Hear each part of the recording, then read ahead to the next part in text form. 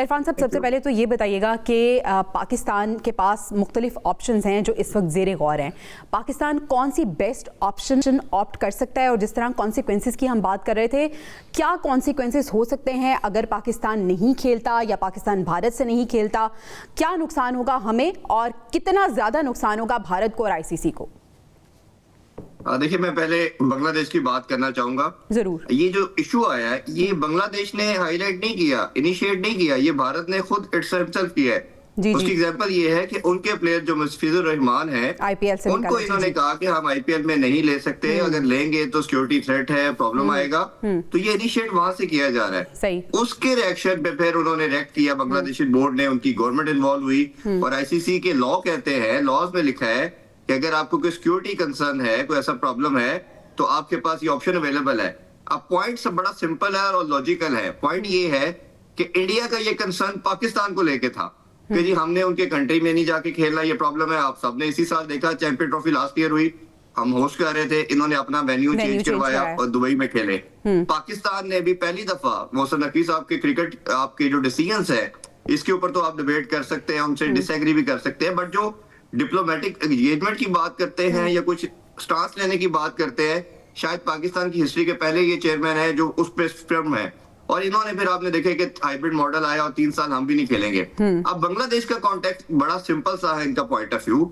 उन्होंने जो ऑलरेडी दो आपने कंट्रीज के लिए प्रेसिडेंट सेट किया है, उन्होंने भी सेम वही रीजन रखी आगे इनके कि हमारा भी यही प्रॉब्लम है जो पाकिस्तान का ऑलरेडी आप कर चुके हैं, इंडिया का हो चुका है, हमारा भी सेम यही प्रॉब्लम है, हमारी भी गवर्नमेंट हमें अलाउ नहीं कर रही। और ये कंट्री जो होस्ट है वो खुद कह रहा है कि हम सिक्योरिटी प्रोवाइड करने में प्रॉब्लम है।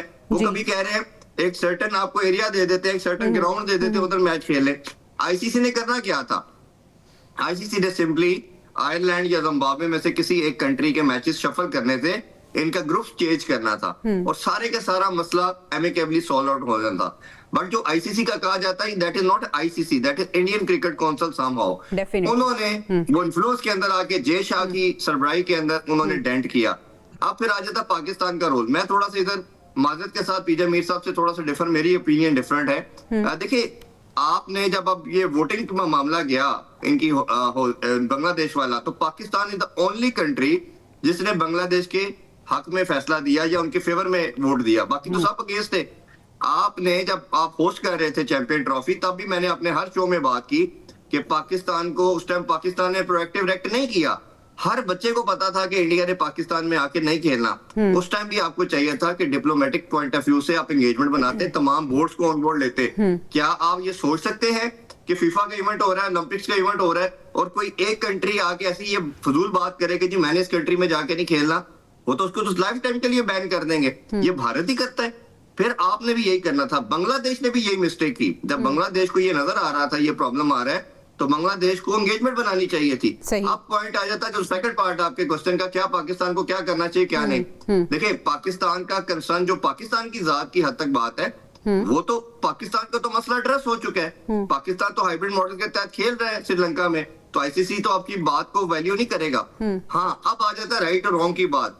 ये तो पूरी दुनिया के एक एक बंदे को पता है राइट कौन है, रॉन्ग कौन है। वो तो अगर राइट रॉन्ग की आजकल की सोसाइटी में बात करें तो सबको पता है कि फलस्तीन में अटैक हो रहा है, तो पूरा फलस्तीन आपने मार मार के सारे बच्चे मार दिए उन्होंने, आपने कोई बंदा नहीं छोड़ा। तो इधर तो सबको मालूम कि इंडिया गलत है और बांग्लादेश ठीक बात कर रहा है। आप उनके साथ खड़े हो, जिस फोरम पे जाके बात करनी है आप करें। मैं तो ये कहता हूँ कि आप इवेंट खेलें, आप उनसे सेमीफाइनल और फाइनल भी छीने। इंडिया ने लाहौर में कदाफी स्टेडियम में चैंपियन ट्रॉफी का फाइनल होना था, उन्होंने दुबई होस्ट था, उन्होंने फाइनल जीत के ट्रॉफी भी ले ली इंडिया ने और आपसे फाइनल का होस्टिंग भी छीन ली। तो आप भी ये लाइकवाइज कर सकते हैं, बट आप अपने पॉलिटिकल पॉइंट ऑफ व्यू से एंगेजमेंट बनाएं, आप दूसरे बोर्ड से बात करें, एंगेजमेंट लेके चले।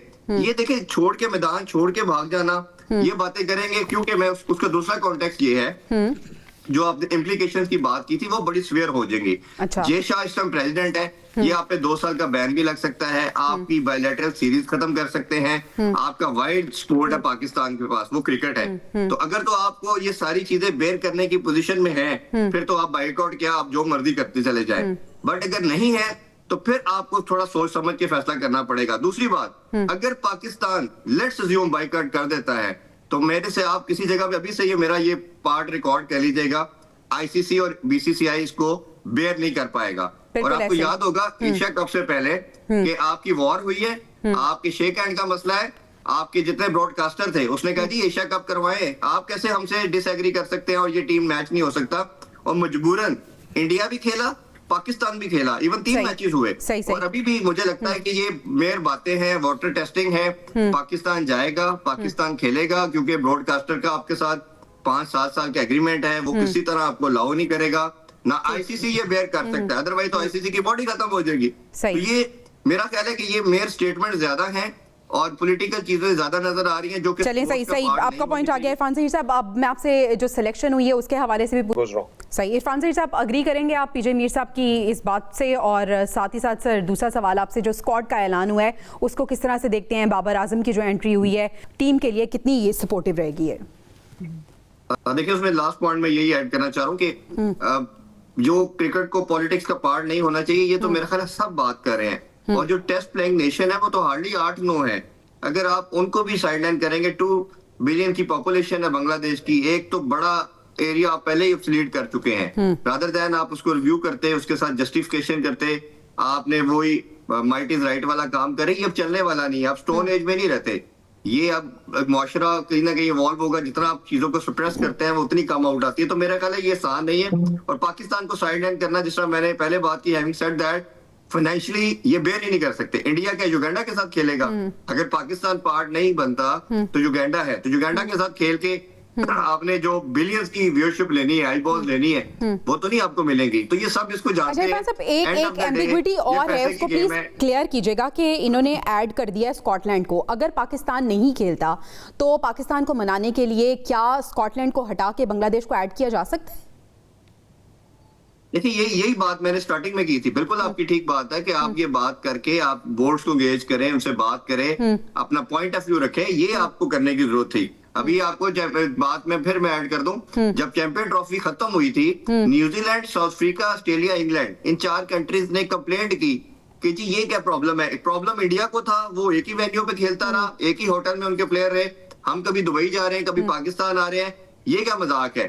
आपने यही उनको समझाना था। अभी जैसे वोट्स की मैंने बात की कि सिर्फ पाकिस्तान ने बांग्लादेश को वोट दिया है, यही पॉइंट आपने बाकी बोर्ड्स के साथ, उनके हेड के साथ बात करनी थी कि ये जो मजाक क्रिकेट के साथ या दुनिया के साथ हो रहा है, ये एक कंट्री कर रहा है, कोई दूसरा कंट्री नहीं कर रहा। तो हम सब यूनाइट होते हैं, ये आपने करना था ना। हमने उस तरह किया शायद, ना बांग्लादेश ने किया। तो ये अभी भी टाइम दूर नहीं है, आपको करना चाहिए। दूसरा जो आपका स्क्वाड के वाले से बात है, स्क्वाड में मेरा ख्याल है कि 3 प्लेयर्स पे ज्यादती की गई है जिनको पार्ट होना चाहिए। ये हर दफा वर्ल्ड कप के स्क्वाड के अंदर अनफॉर्चुनेटली ऐसा होता है। नंबर 1 हमें अहमद दानियाल की मैं बात करना चाहूंगा, जिसने राइजिंग स्टार एशिया कप का फाइनल आपको जितवाया।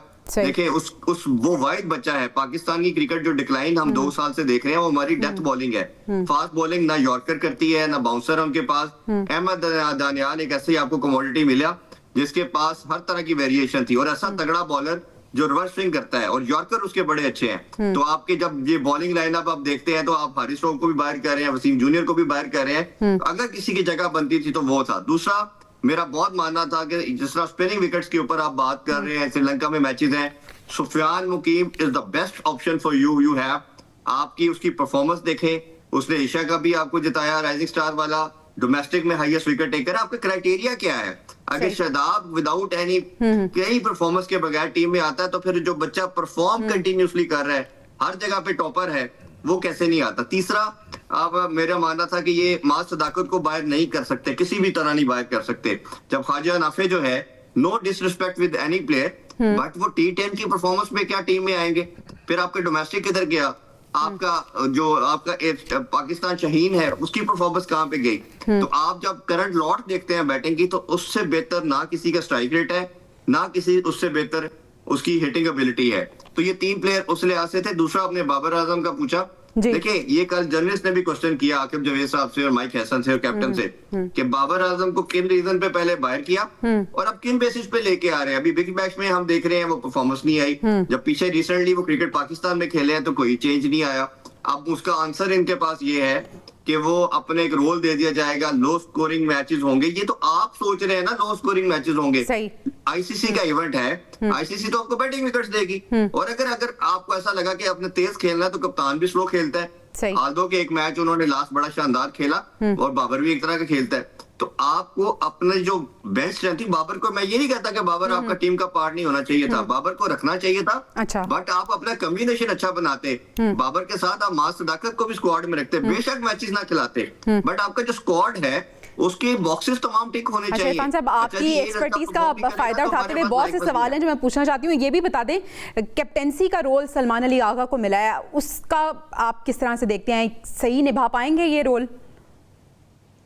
अब देखिए, अब तो ऑब्वियसली वर्ल्ड कप से पहले तो हमें ये बात नहीं करनी चाहिए, क्योंकि हम अपनी टीम और कप्तान को बैक करते हैं। जब वो आए थे हमने बहुत बात की कि इनकी टीम में जगह नहीं बनती। हम अनफॉर्चुनेट हैं कि हम शाहीन जो सबसे अच्छा T20 में करता है, प्रेसिडेंट मौजूद है, 3 ट्रॉफी जिताई उसने PSL में, उसको होना चाहिए था, मैं अभी भी मानता हूँ। हमने उलट किया, जो T20 का कप्तान था उसको ODI का कप्तान लगा दिया, जिसको ODI में जिसने सबसे अच्छा परफॉर्म किया सलमान अली को, उसको हमने T20 का कप्तान लगा दिया। क्या लॉजिक है, क्या सेंस है, ये तो हमें आज तक किसी की तरफ से आंसर नहीं मिला, ना किसी के पास आई एम श्योर होगा। बट क्योंकि अब आ चुके हैं, कुछ कैप्टन होते हैं, देखिए ज्वेरिया, जो लर्निंग कैप्टन होते हैं, कुछ होते हैं बाय बॉर्न।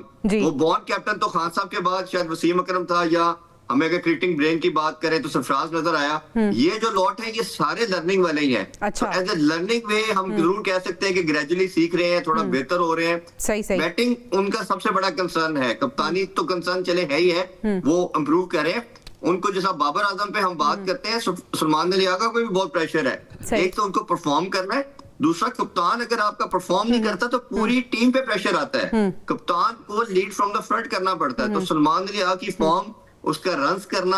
और इरफान साहब, ये जो आपने प्रेशर की बात की है ना, मुझे ऐसा लगता है कि जब मैच देखते हैं ना हम, तो ये जो प्रेशर वाला एलिमेंट है ना, मुझे लगता है कि पूरी एक काउंसलिंग होनी चाहिए कि टीम ने प्रेशर से बाहर किस तरह से निकलना है, क्योंकि बहुत जल्दी हमारी टीम चाहे बैटिंग में हो या बॉलिंग में हो, अंडर प्रेशर लागू होना चाहिए। इरफान साहब कुछ ऐड करना चाह रहे हैं, फिर हमें ब्रेक पे जाना है। जी इरफान साहब। मैं इसमें लास्ट सोल्यूशन इसमें मेरे पास बड़ा सिंपल सा है जी। आप ये देखें, जैसा मैंने शुरू में कहा कि आप ओलंपिक्स में, फीफा में कभी ऐसा नहीं कर सकते। आप आईसीसी को अपनी अगर बॉडी बचानी है और इस गेम को बचाना है, एक मीटिंग कॉल करनी चाहिए और ये मेंशन करना चाहिए कि आज के बाद अगर कोई कंट्री किसी दूसरे कंट्री को बुलाने पे, ये जाके खेलने पे इतराज करेगा तो उसको लाइफ टाइम के लिए या उस टाइम तक के लिए होस्टिंग नहीं मिलेगी। आप देखिएगा, सिर्फ एक ये मोटिव आप लेके आए, उसमें आप पाकिस्तान को भी एड्रेस करें, उसमें बांग्लादेश को भी, इंडिया को भी। इनको बेशक होस्टिंग ना दें, हमें भी होस्टिंग ना दें। सही। जैसे जो कंट्री इसमें टर्बुलेंस पैदा करता है, प्रॉब्लम पैदा करता है, उसको सिस्टम से आउट कर दें, उसे कह जी आप फिर आए और न्यूट्रल वेन्यू आपकी जगह पे होस्ट करेगा। तो आप, मेरा ख्याल है, जब फाइनेंशियली आप किसी को हिट मारेंगे, आप जब गलती करते हैं तो उसको आपने पेनलाइज करना है। तो आप ठीक है, आपका पॉइंट आ गया इरफान जी।